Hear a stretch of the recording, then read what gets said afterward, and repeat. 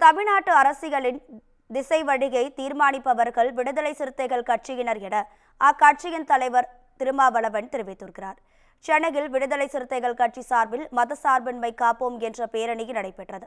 விசிக தலைவர் திருமாவளவன் தலைமையில் TVS tollgate பகுதியில் தொடங்கி சுமார் 3 கிலோமீட்டர் தூரத்திற்கு நடைபெற்ற பேரணியில் ஆயிரக்கணக்கான தொண்டர்கள் பங்கேற்றனர். இதனைத் தொடர்ந்து நிகழ்ச்சியில் பேசிய திருமாவளவன், தமக்கு அரசியல் செய்ய தெரியவில்லை, பேரம் பேச தெரியவில்லை என சிலர் கூறுவதாக குறிப்பிட்டார். எந்த நேரத்தில் என்ன செய்ய வேண்டும் என தங்களுக்கு தெரியும் என கூறிய அவர், தமிழ்நாட்டில் தவிர்க்க முடியாத அரசியல் சக்தியாக விசிக வளர்ந்து வருவதாக தெரிவித்தார். தொடர்ந்து பேசிய அவர், தமிழ்நாட்டு அரசியலின் திசை வழியை தீர்மானிப்பவர்கள் விடுதலை சிறுத்தைகள் கட்சியினர் என கூறினார். தங்களை நோக்கி அதிகாரம் வரும், நாற்காலிகள் வரும் என கூறிய திருமாவளவன், தங்களை ஓரங்கட்ட பார்த்தாலும் ஒதுக்க பார்த்தாலும் தாங்களே மையம் என்பதை நிறுவுவோம் எனவும் தெரிவித்திருக்கிறார்.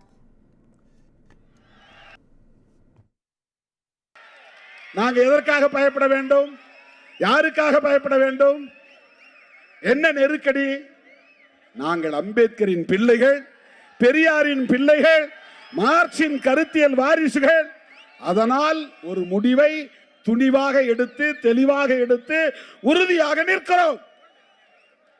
எல்லா கதையும் அடைச்சிக்கிட்டு இவர் என்ன பண்ண போறாரு?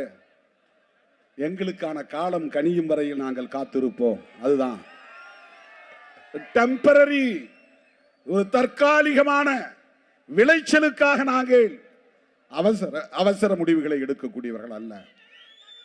நான் சொல்லுவேன், எங்களை நோக்கி அதிகாரம் வரும், எங்களை நோக்கி நாற்காலிகள் வரும், எங்களை ஒரு ஓரமாக உட்கார் என்று நீ சொன்னால் அதுதான் அந்த மேடையின் மையமாக மாறும். எங்களை இறங்கி போய் ஒரு ஓரத்திலே நில் என்று சொன்னால் நாங்கள் நிற்கிற இடமே அந்த அவையின் மையமாக மாறும்.